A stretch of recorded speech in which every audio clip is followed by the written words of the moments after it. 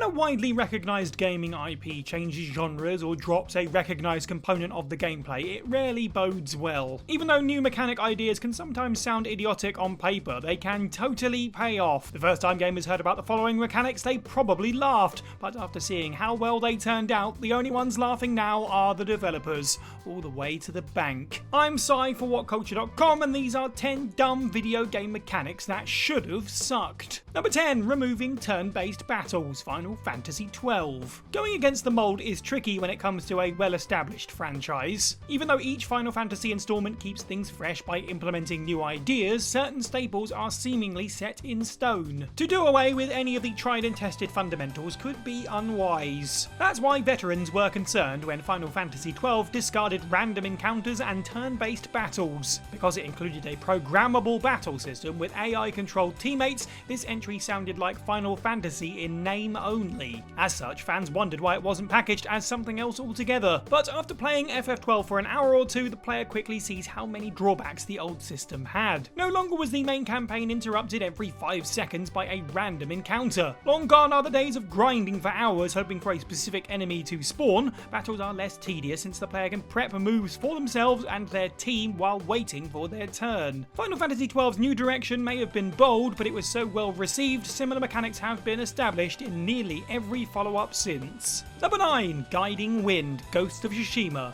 As open world titles continue to grow in size, it's no surprise players regularly find themselves getting lost. Because of this, these games often have a system to ensure the player doesn't stray too far off course. Although this is helpful, it can ruin the immersion. Instead of letting the player explore, most gamers just tell them where to go with a big fat arrow or a glowing landmark in the distance. Rather than relying on unsubtle indicators to locate the next destination, the player can use Guiding Wind. By activating this mode, natural elements like dirt, foliage, pollen, and yes, the wind will blow towards your goal. Although following leaves doesn't sound captivating, this simple tool assists the player without being too distracting. It's so subtle that many players probably didn't even notice that Guiding Wind was even a thing. While playing Ghost of Tsushima, this was probably the mechanic most players were the least interested in, but after seeing how effortlessly it blends into the gameplay, it would be great to see a similar setup in more open world titles. Number 8. The Leviathan Axe, God of War 2018. Because 2018's God of War was touted as a semi-remake as well as a sequel, fans expected some key changes. Sure enough, this installment gave gamers a new location, new gods, and a far more complex narrative, and most importantly, Kratos has a beard now. However, the removal of Kratos' Blades of Chaos seemed unnecessary. These double-chained blades have been synonymous with the franchise since they allowed players to dispose of enemies with tremendous versatility and bloodshed. Not only that, it seemed uncreative to swap the blades out with a generic axe. Luckily, this decision was a stroke of genius. Rather than relying on brash violence, 2018's God of War has a more nuanced battle system which requires precision and strategy. Kratos has a new ability allowing him to infuse his head-splitting tool with different types of elemental energy, giving it a personal touch. He can also launch the Leviathan at enemies, diversifying the combat even further. Starting off with this weapon meant that along the way, when the player did pick up the Blades of Chaos halfway through, both weapons felt as viable and as important as each other. Number 7. Painting, Okami. It's not surprising that Okami sold badly despite it being hailed as the gold standard of gaming at the time. Considering this watercoloured, cel-shaded Japanese folktale centers around a divine wolf called Amaterasu, Okami was difficult to market from day one. But what really made Okami a hard sell is the painting mechanic. Whether the player is exploring, fighting, or solving a puzzle, they'll need to constantly use the celestial paintbrush. By making certain gestures, Amaterasu can create bridges, turn night into day, and slash targets with this godly instrument. To the casual gamer, this sounds like a pretty weird mechanic, and since the gameplay pauses every time this artistic tool is whipped out, it seems like the gameplay will get tedious quickly. However, the painting's importance cannot be overstated. With a flick of the wrist, the player can control time, restore broken objects, and control the elements. Having this much power at the player's disposal makes them feel like a god, which is fitting since Amaterasu is a deity, and the player is immersed in every action they perform since the controls require astounding precision. Okami has only improved with age, age, since advances in motion controls have made the paintbrush mechanics more fluid, clear-cut and enjoyable. Number 6. Treasure Tracking, Super Mario 3D World. Super Mario 3D World may not have been a game changer like Galaxy or Odyssey, but it's still a terrific title. It was the first mainstream Mario platformer to allow 4 concurrent players, reintroduce classic stables like the level-ending flagpole, and most importantly, allowed the player to transform into a cat. However, there was cynicism centered around the Captain Toad sections. In these mini-levels, Toad must make his way around an isometric arena to collect green stars. The player can shift the camera to see the best way to dodge traps, enemies, and ensure our mushroom-hatted hero lands on the correct platforms. Although there's nothing wrong with these sections conceptually, they're quite jarring compared to the rest of the game.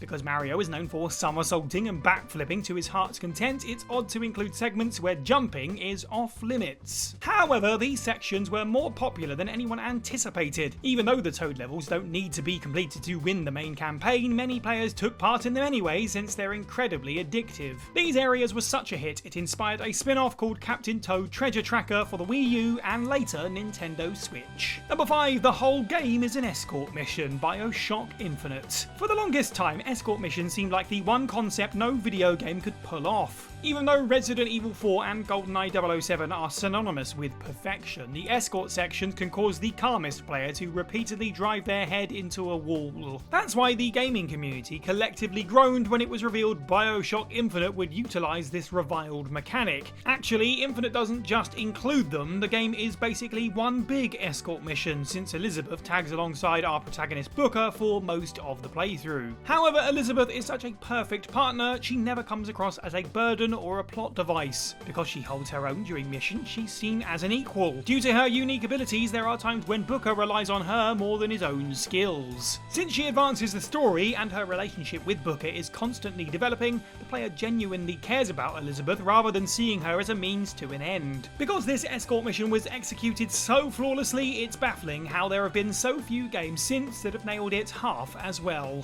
Number 4. Mr. Freeze adapts to attacks, Batman Arkham City. Nearing the climax of Batman Arkham City, the Gotham Knight finds himself at odds with Mr. Freeze. Being the world's greatest detective, Bats quickly deduces 12 methods to defeat his old foe, such as performing a ledge takedown, disrupting his ice gun, or breaking through a wall with a surprise attack. First-timers try to figure out the simplest takedown, hoping to use it over and over until Freeze is defeated. Unfortunately, this plan won't work since the literally chilling villain makes sure Batman can't harm him the same way twice. If Freeze is immobilized by the electromagnet, for example, he'll destroy it. After striking him from the grating below, the callous cryogenesis rips it off. To put the King of Ice puns down for good, the Caped Crusader needs to come at him with everything he's got. At first, players are disappointed to learn of Freeze's countermeasures since it makes the battle far longer and harder than it needs to be. But in many ways, this Sub-Zero scoundrel is the best kind of adversary. Bosses should test the player by forcing them to implement every technique they've mastered up until that point. When phrased like that, it's difficult to think of many bosses that push the player as much as Mr. Freeze does. Number 3. First-person shooting, Metroid Prime. Metroid Prime didn't just change one key mechanic, but the whole genre. And although developers Retro Studios knew what they were doing, from the outside, Metroid Prime looked like it had been turned into a first-person shooter. Firstly, switching up a genre for any series is risky, and secondly, there are certain mechanics in the beloved Metroid platforming series, like the Morph Ball and Screw Attack, that seemed impossible to incorporate into a 3D environment. And these concerns were warranted since Prime's developers nearly abandoned the Morph Ball mechanic entirely and couldn't figure out how to program the Screw Attack until the sequel. Despite the fact that Prime suffered universal skepticism from the get-go, it couldn't have turned out better. Many mechanics, such as the grappling hook and the spider ball, worked far better in a 3D environment since they gave the player more means to explore, a crucial element in Metroid canon. 20 years later, Prime's influence can still be felt since it spawned 2 sequels and a recent remaster. With legions of fans eagerly awaiting Metroid Prime 4, it's funny to think that originally lots of gamers turned their nose up at the idea.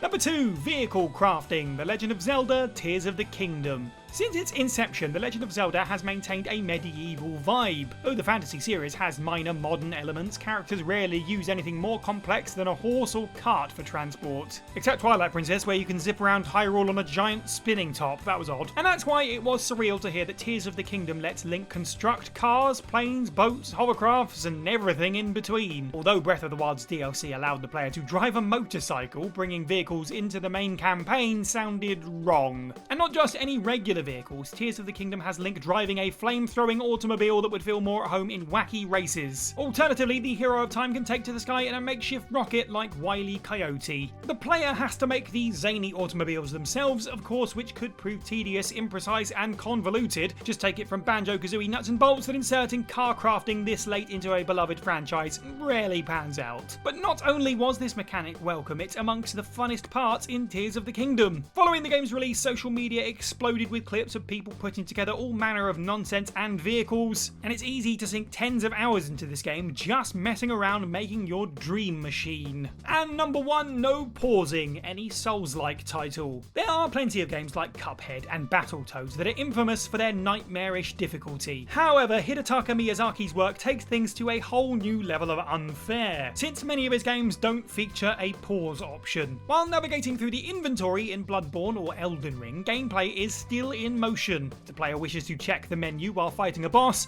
they'll likely be seeing the game over screen instead. When the progenitor of the Soulsborne series, Demon Souls, came out in 2009, many players were confused why they kept dying during the pause screen. When they realised freezing gameplay wasn't on the table, they were beyond furious. Because this mechanic hinders the player's ability to strategize, or go to the bathroom in fact, it seems reasonable this would turn off potential gamers. Ironically, now there are millions who love this mechanic since it compels them to adapt to their surroundings and constantly think on their feet. This simple idea has spawned not just a whole pauseless subgenre, but a new breed of video game players who adore unrealistically tough titles. Because From Software's games are more popular than ever, a lack of pausing is no longer a deterrent. It's fair to say that some of us take pausing video games for granted. However, there are plenty of times where we've all paused at specific moments, in fact, so check out this video on screen now for the 10 most paused video game moments ever. Make sure you like this video, subscribe, and leave a comment down below on mechanics that you thought were going to be awful but turned out to be amazing. Don't forget to head over to WhatCulture.com for more content every day. You can follow me on Twitter at Cyniac_123. I've been Cy for WhatCulture, and have a good week.